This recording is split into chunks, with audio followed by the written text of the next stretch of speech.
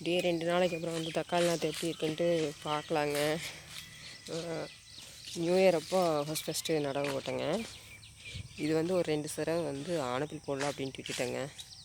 அதை வெட்டி இந்த கரும்பு போடுற மாதிரி போடணுங்க. அதனால் சரி நான் தக்காளி நாற்று ஃபஸ்ட்டு நட்டுட்டு அப்புறம் இந்த ஆனப்பில் போட்டுக்கலாம் அப்படின்ட்டுங்க. தக்காளி நாற்றுலாம் நல்லா தான் வந்திருக்குங்க. இப்போ உங்களுக்கு காட்ட பாருங்க, மயில் எப்படி கொத்தி இருக்குதுன்னு பாருங்க. பார்த்தீங்களா, இதெல்லாம் மயில் கொத்தி விட்டுருச்சுங்க. பாருங்க, எல்லாத்தையும் இதை கொத்தி விட்டுருக்கு. ஒவ்வொன்றும் அப்படியே வேரோடு பிடுங்கிருங்க. ஏன்னா இன்னும் வேர் ஓடி இருக்காதுங்க தக்காளி நாற்று. அதனால் வந்து அப்படியே வாயில் அப்படியே பிடுங்குச்சுன்னா கொத்தி இழுக்கும்போது அப்படியே அந்த நாற்று மேலே வந்துடுங்க. இதை தாங்க மெயினாக வந்து அந்த மயிலை தான் பார்த்துக்கிட்டே இருக்கணுங்க. அதுதான் அந்த வேலையெல்லாம் பண்ணுங்க. எவ்வளோ கஷ்டப்பட்டு கொண்டு வரணும் தெரியுங்களா? ஒவ்வொன்றுகிட்டேருந்து நம்ம இந்த காப்பாற்றணுங்க. இந்த விவசாயத்துலலாம் வந்து நிறைய வேலை இருக்குங்க. எப்படி கொத்தி விட்டுருச்சுங்க உனி, அது வந்து தலையணும் இல்லைங்க. இப்போ தான் நட்டது.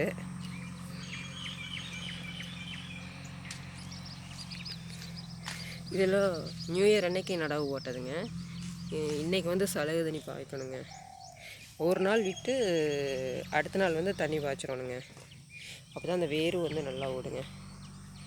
அப்படிங்க பார்த்தீங்கன்னா காட்டில் எங்கே பார்த்தாலும் இந்த எறும்பு வேறு அதிகமாக இருக்குங்க.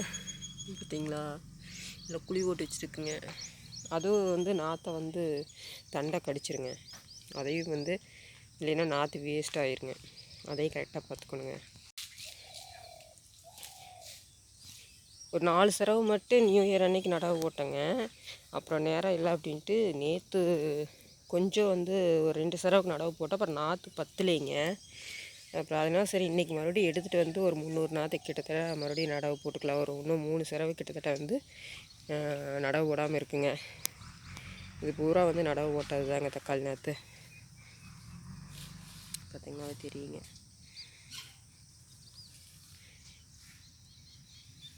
இதெல்லாம் வந்து நியூ இயர் அன்னைக்கு நடவு போட்டதுங்க. நம்ம நடவு போடும்போது பார்த்திங்கன்னா இந்த தண்டெல்லாம் வந்து மெதுவாக தான் வந்து உள்ளே பதிக்கணுங்க. இல்லைன்னா வந்து தண்டு உடஞ்சி போயிடும். நாற்று வந்து இன்னும் ஊக்கம் இருக்காதுங்க. அதுக்காக நம்ம வந்து நடும்போது வந்து பொறுமையாக நடணுங்க. ஒரு நாற்றோட விலை வந்து 85 பைசாங்க. அதனால் வந்து வேஸ்ட் பண்ணாமல் நடணுங்க நாற்றை. அப்படி இந்த நாற்று வந்து ஒரு சிலது வந்து பட்டு போயிருங்க. அதுக்கு வந்து மறுபடியும் நாற்று எடுத்துகிட்டு வந்து அந்த இடத்துல வந்து பட்டை நாற்று போடணுங்க. இன்னும் 2 நாளுக்கு அப்புறம் வந்து எங்கெங்கே நாற்றுலாம் ஒவ்வொன்றும் வந்து பட்டுருச்சோ அங்கெல்லாம் வந்து மறுபடியும் போட்டு விடணுங்க. இல்லைன்னா மயில் கொத்தி எடுத்துருங்க, ஏதோ ஒன்று இருக்குங்க. அதுக்கெல்லாம் வந்து நம்ம போட்டு விடணுங்க.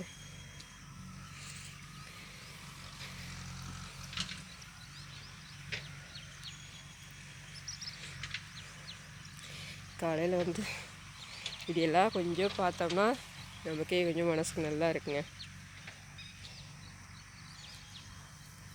ஒவ்வொன்றும் நடும்போது வந்து தண்டு உடஞ்சி போயிருங்க. அதுக்கும் பார்த்து நடணுங்க. இதெல்லாம் நேற்று போட்டதுங்க. இன்னும் அங்கே ஒரு 3 செரவு கிட்டத்தட்ட இருக்குங்க. செரவு அப்படிங்கிறது வந்து 5 பாத்திங்க. ஒரு செரவுக்கு 5 பாத்தி வைப்பேங்க. அந்த மாதிரி 10 செரவுங்க தக்காளி போட்டுருக்குறேங்க. இது ஃபுல்லாக இந்த குட்டை ஃபுல்லாக ஒரு 1500 நாற்று பிடிக்குங்க. நாங்கள் 1200 போதுன்னு சொல்லிட்டு தான் எடுத்துகிட்டு வந்தேங்க. அப்புறம் இங்கே வந்துட்டு பார்த்தா நாற்று பத்தாமல் போயிடுச்சுங்க. அப்புறம் சரி இன்றைக்கி எடுத்துகிட்டு வந்து கொஞ்சம் நட்டுக்கலாம், மறுபடியும் பட்டை நாற்று போடுறக்க சேர்த்து எடுத்துகிட்டு வந்துடலாம் அப்படின்ட்டு இன்றைக்கி எடுத்துகிட்டு வரணுங்க. அதுவும் வந்து காலையில் நேரம் போட முடியாதுங்க. நாற்றுலாம் வந்துங்க மத்தியான நேரம் போட முடியாது. காலையில் நேரம் நம்ம நாற்று வந்து நட்டோம்னா மத்தியான வெயிலில் வாடி போயிருங்க. அதுக்கப்புறம் சாயந்தரம் தான் போடணுங்க. சாயந்தரம் போட்டால் நைட் ஃபுல்லாக அந்த பனியில் இருக்குங்க. அந்த பனி விறுவிறுப்புக்கு அடுத்த நாள் வந்து மத்தியானம் வரைக்கும் அந்த தலை இருக்குங்க. அப்புறம் தாங்கி அது அப்படியே வேர் ஓடிடுங்க. அதனால் எப்போவுமே நாற்றுலாம் வந்து சாயந்தரம் நேரம் நடவும். சாயந்தரம்னா நம்மளுக்கு வந்து எல்லா வேலையும் இருக்குங்களா, கொஞ்சம் கொஞ்சமாக தான் நட முடியுங்க. அதனால் 2-3 நாள் நாங்கள் எடுத்துக்கிட்டோங்க நாற்று நடுறக்கு. ஒரே நாளில் ஆள் வந்து கிடைக்கலைங்களா, அப்புறம் அதனால் அதை வந்து 3 நாள் நாங்கள் எடுத்துக்கிட்டோங்க நாற்று நடுறக்கு. இப்போ இது வந்து நான் வர்றக்கே வந்து 90 நாளைக்கு கிட்டத்தட்ட ஆகுங்க காய் வந்து வர்றக்குங்க. ஒரு சில ரகங்கள் வந்து 70 நாளில் வருங்க. ஒவ்வொரு ரகம் வந்து 90 நாள் எடுத்துக்குங்க. இது கண்டிப்பாக 90 நாள் எடுத்துக்குங்க காய் வர்றதுக்கு. 80 நாள் அதிகப்படியாங்க. நல்லா சத்து இருந்தால் சீக்கிரம் வந்துடுங்க. சத்து கம்மியாக இருந்தால் 90 நாள் எடுத்துக்குங்க. இது சாணி இருக்கிறனால, சாணி குப்பையெல்லாம் நிறைய இருக்கிறனால வந்து கொஞ்சம் சீக்கிரம் வந்துடுங்க. இன்னும் செடி பார்த்தா நம்மளுக்கு இந்த அளவுக்கு இருக்குங்களா. இதுவே வளர்ந்து வரும்போது பார்த்திங்கன்னா படர்ந்து அப்படியே ஒன்று மேலே ஒன்று விழுந்துருங்க. தண்ணி பாய்க்கிறக்கே கொஞ்சம் கஷ்டமாக தான் இருக்குங்க. இந்த வாய்க்காலியெல்லாம் வந்து விழுந்து தண்ணி கட்டுறக்கே கஷ்டமாக தான் இருக்குங்க. செடியெல்லாம் கொஞ்சம் நகர்த்தினா ரொம்ப தூக்கி போட்டாலும் அந்த செடி என்ன ஆயிருங்கன்னா உடஞ்சி போயிருக்கா ஆயோடங்க. அப்புறம் அதனால் பார்த்து பார்த்து தண்ணி கட்டணுங்க. இதெல்லாம் வந்து நான் எங்கள் அப்பாட்டிருந்து கற்றுக்கிட்டேங்க கொஞ்சம் கொஞ்சமாக.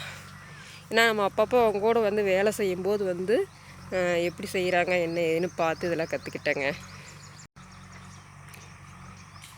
இந்த மாதிரி நாற்றுலாம் கொஞ்சம் நட தெரியுங்க. அப்புறம் களை வெட்டுறக்கெல்லாம் கொஞ்சம் தெரியுங்க. அப்புறம் மக்காச்சோளம்லாம் ஒன்றும் இல்லைங்க. நடக்கடலை போட்டிருக்குறேங்க. இந்த மாதிரி ஒரு சிலதெல்லாம் வந்து தெரியுங்க. இன்னும் ஒரு சில வேலைகள்லாம் வந்து கற்றுக்கலைங்க. மக்காச்சோளமெல்லாம் அம்மா தான் ஊனுவாங்க. அப்புறம் இந்த விதை ஊன்றதெல்லாம் தெரியுங்க. அதெல்லாம் செய்வோம். நாற்று நடுறது இதெல்லாம் எல்லாமே வந்து அப்பா அம்மாட்டிருந்து கற்றுக்கிட்டேங்க. நம்ம இந்த விவசாய பணி அதுக்குள்ளேயே இருக்குங்காட்டி என்னென்ன எப்படி அவங்க எப்படி சொல்கிறாங்க. அந்த நாற்று விடுறதெல்லாம் வந்து நம்ம பக்கத்துலேருந்தே பார்ப்பங்களா. அப்போ வந்து இதில் சின்ன பாத்தியாக பிடிச்சி அதில் வந்து நல்லா மட்டம் தட்டி அப்புறம் சாணி குப்பையெல்லாம் கொண்டு போய் போட்டுங்க. அப்புறம் அந்த விதையை தூவிட்டு கையிலேயே லைட்டாக கிளறி விடுவாங்க. அப்புறம் தண்ணி வந்து லைட்டாக பாயணுங்க. வேகமாக போனால் விதையெல்லாம் அரிச்சிட்டு போய் ஒரு இடத்துல நின்றுக்குங்க.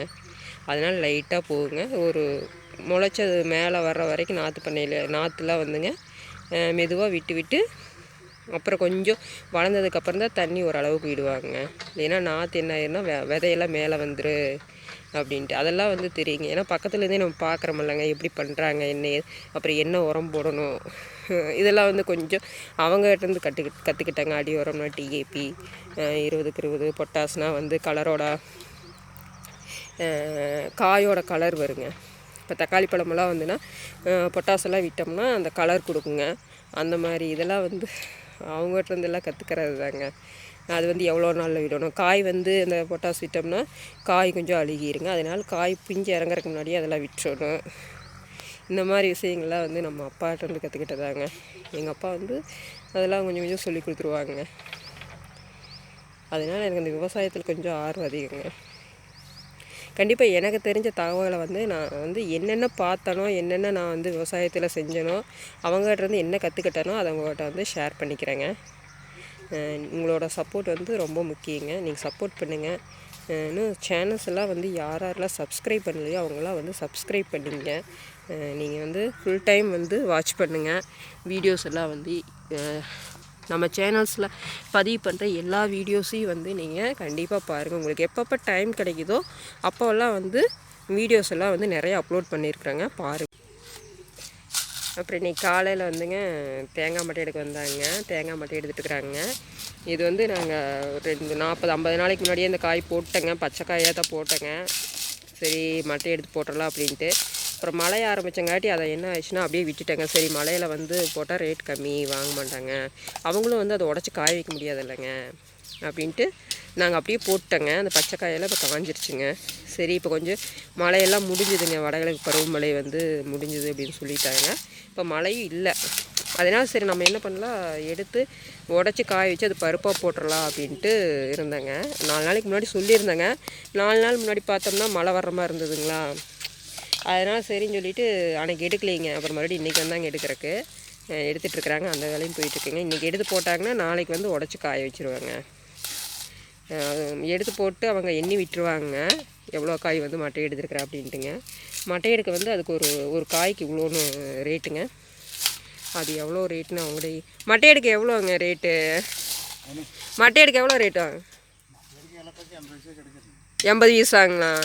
சரி சரி. ஒரு காய் வந்து மட்டை எடுத்தால் அவங்களுக்கு 80 பைசாங்க. நம்ம 80 பைசா ஒரு காய்க்கு கொடுக்கணுங்க. எத்தனை காய் வந்து அவங்க மட்டை எடுக்கிறாங்களோ அத்தனை காய்க்கு எவ்வளோ வருதோ அதை நம்ம கொடுத்துருவோங்க. சொன்னால் அவங்க எப்போ நம்ம வந்து மட்டை எடுக்கணுமோ அப்போ சொன்னோம்னா வந்து மட்டை எடுத்து கொடுத்துருவாங்க. இதே மாதிரி காய் மட்டை எடுக்க வந்து 80 பைசா, காய் போடுறதுக்கு இவ்வளோன்னு இருக்குங்க. அப்புறம் காய் வந்து காட்டுக்குள்ளேருந்து செமந்து கொண்டு வந்து போடுறக்கு அதுக்கு ஒரு ரேட் சொல்லுவாங்க. இந்த மாதிரி நிறைய இருக்குங்க தேங்காய்க்கும். இது வந்து சரி காஞ்சி வச்சு அப்படிங்காட்டி உடச்சி பருப்பு பண்ணிடலாம் அப்படின்னு மட்டை எடுத்துகிட்டு இருக்கிறேங்க. இன்னும் பச்சைக்காய் போடலைங்க, அது இன்னும் 2-3 நாள் போடணும். அதனால் சரி இதை ஃபஸ்ட்டு எடுத்துடலாம், அப்புறம் மறுபடியும் பச்சைக்காய் போட்டு அதை கொண்டாந்து வந்து இங்கே போடணும் அப்படின்ட்டு எடுத்துகிட்ருக்குறேங்க. மேக்ஸிமம் நாங்கள் போட்டால் எங்களுக்கு அதிகமாக மரம் இல்லைங்க, ஒரு 40 மரம் இருக்குங்க. அதனால் போட்டாங்கன்னா அப்புறம் நாங்களே கொண்டாந்து காயெல்லாம் சம்மந்தம் கொண்டாந்து போட்டுருவாங்க. பச்சைக்காய் போட்டால் நீ அது மட்டும் எடுத்து தனியாக பச்சைக்காயாக கொண்டு போய் போட்டுக்கலாம். இப்போ கிலோ வந்து 40 ரூபாயோ என்னமோ சொல்லிட்டு இருந்தாங்க, சரியாக எனக்கு தெரியலிங்க. அதே மாதிரி பருப்பு வந்து 90 ரூபாய்க்கு கிட்டத்தட்ட போகுங்க. நல்லா பருப்பாக இருந்தால் 90 ரூபா, இல்லை ஒரு அளவுக்கு பருப்பு கொஞ்சம் செவந்துருச்சு அப்படின்ட்டா அதுக்கு 5 ரூபா கம்மி பண்ணுவாங்க, அந்த மாதிரிங்க. கண்டிப்பாக எனக்கு தெரிஞ்ச தகவல்லாம் வந்து உங்களோட ஷேர் பண்ணிக்கிறேங்க. நன்றிங்க.